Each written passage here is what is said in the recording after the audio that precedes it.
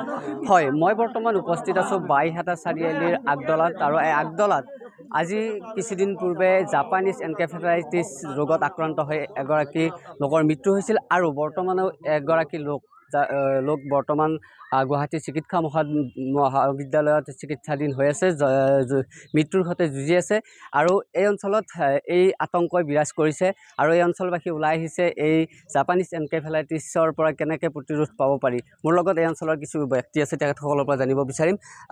Japanese encephalitis মহে কামুৰি এই অঞ্চলৰ এগৰাকী ব্যক্তি এতিয়া গুৱাহাটী চিকিৎসা মহাবিদ্যালয়ত চিকিৎসাধীন হৈ আছে, মৃত্যুৰ সৈতে যুঁজি আছে। কি ক'ব এই ক্ষেত্ৰত? নমস্কাৰ, আপোনালোকক আটাইলৈ ধন্যবাদ জ্ঞাপন কৰিছোঁ। আপোনালোক যে আমাৰ সজাগতাৰ কাৰণে মিডিয়া আহিছে, তাৰ কাৰণে অঞ্চলবাসীৰ ৰাইজৰ হৈ আমি ধন্যবাদ জ্ঞাপন কৰিছোঁ। জাপানী এনকেফেলাইটিছ ৰোগ হ'ল এটা মহৰ পৰা হয়, এইটো মাইকী মহ বুলি কয়। এই মাইকী মহটো এটা ভাইৰাছ থাকে।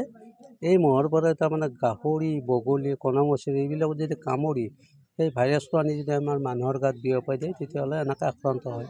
এইটো আমি জানো।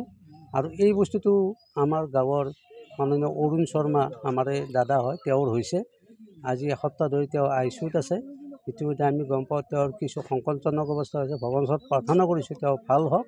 আৰু লগতে আমি আমাৰ ইয়াত যিখিনি গাহৰি পোৱা যুৱক বা উদ্যোগী আছে, তেওঁলোকক আমি জনাব খোজোঁ, তেওঁলোকক গাহৰি ফাৰ্মখনতো পৰিষ্কাৰ পৰিচ্ছন্ন কৰি ৰাখিব লাগে। তেওঁলোকে DDT বা অন্যান্য ঔষধি বস্তুবিলাক ব্যৱহাৰ কৰিব লাগে, যিটো নেকি মই সেই বীজাণুটো কামুৰিলেও যাতে নাশ হয়। এইবিলাক ব্যৱস্থা আছে, তেওঁলোকে কৰিব লাগে। এনেধৰণে প্ৰতিৰোধ কৰিলে আমি নিশ্চয় কিছু হাত সাৰিব পাৰোঁ। এইটো বাৰিষা কালতে হয়, বৰষুণৰ হয়। নিশ্চিতভাৱে ক'ব লাগিব বাৰিষা কালত এই জাপানীজ এনকেফেলাইটিছ মহৰ যি উৎপাদন হয় আৰু সেই মহে কামুৰিলে জাপানীজ এনকেফেলাইটিছ মানুহৰ শৰীৰলৈ বিয়পিব পাৰে। আৰু এই অঞ্চলত অৰুণ শৰ্মা নামৰ ব্যক্তিগৰাকী আজি কিছুদিন ধৰি ICUত জীৱন মৰণৰ বাবে যুঁজি আছে। আৰু অন্য এগৰাকী ব্যক্তি আছে, তেখেতৰ পৰা জানিব বিচাৰিম আচলতে এই যি গাহৰিৰ পৰা হয় বা বগলীৰ পৰা হয়, এই অঞ্চলত গাহৰি ফাৰ্ম কিছুমান আছে। এই ক্ষেত্ৰত সেই গাহৰি ফাৰ্মৰ যিবিলাক স্বত্বাধিকাৰী আছে, তেওঁলোকে স্বাৱলম্বিতাৰ কাৰণে তেওঁলোকে গাহৰি পোহক, কিন্তু তেওঁলোকে এই জাপানীজ এনকেফেলাইটিছ মহ হওক বা বিভিন্ন বীজাণুৰ পৰা ৰক্ষা পাবৰ কাৰণে তেওঁলোকে সেই ব্যৱস্থা গ্ৰহণ কৰিছেনে নাই? প্ৰথমে মই নিউজ লাইভ নহয়, NKTV মিডিয়া কৰ্মকৰ্তাসকলক ধন্যবাদ জনাইছোঁ।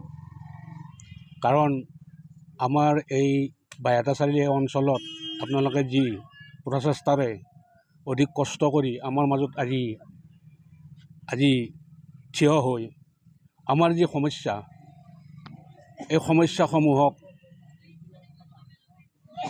বহলাই চৰকাৰক দৃষ্টিগোচৰ কৰাৰ কাৰণে আপোনালোকে আগবাঢ়ি আহিছে, তাৰ বাবে আপোনালোক সবকে ধন্যবাদ জনাইছোঁ। জাপানীজ এনকেফেলাইটিছ এটা মাৰাত্মক ৰোগ।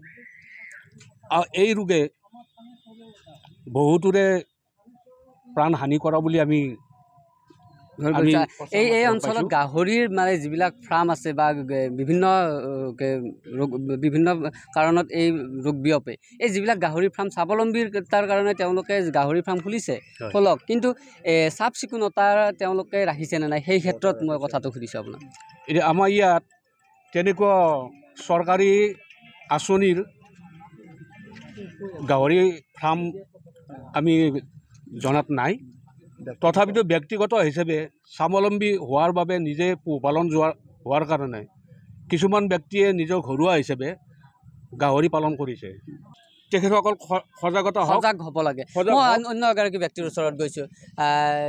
চৰকাৰে কেনেধৰণৰ এই ব্যৱস্থা লৈছে? এই ক্ষেত্ৰত চৰকাৰে কোনো ধৰণৰ ব্যৱস্থা লোৱা বুলি আজিলৈ গম পোৱা নাই। কেৱল আমি হৈ আছোঁ, আমি অশান্তি পাই আছোঁ যে আলোচনা হয় ইয়াত যে খুব দুৰ্গন্ধ ওলায়।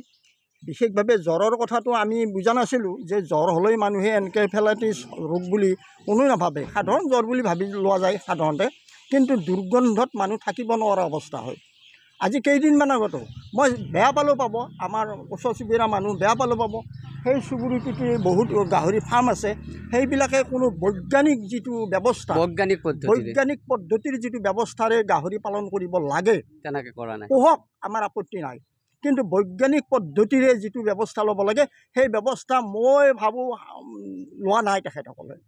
কাইলৈ আহক। হয়, নিশ্চিতভাৱে ক'ব লাগিব এই যি আগদলা গাঁৱত বাইহাটা চাৰিআলিৰ সমীপৰ আগদলা গাঁৱত ইতিমধ্যে কিছুদিন পূৰ্বে এই বাইহাটা চাৰিআলি অঞ্চলত এগৰাকী মৃত্যু হৈছে আৰু এতিয়া অৰুণ শৰ্মা নামৰ যিগৰাকী ব্যক্তি আগদলা গাঁৱৰ তেওঁ গুৱাহাটী চিকিৎসা মহাবিদ্যালয়ত ICUত চিকিৎসাধীন হৈ আছে, মৃত্যুৰ সৈতে যুঁজি আছে।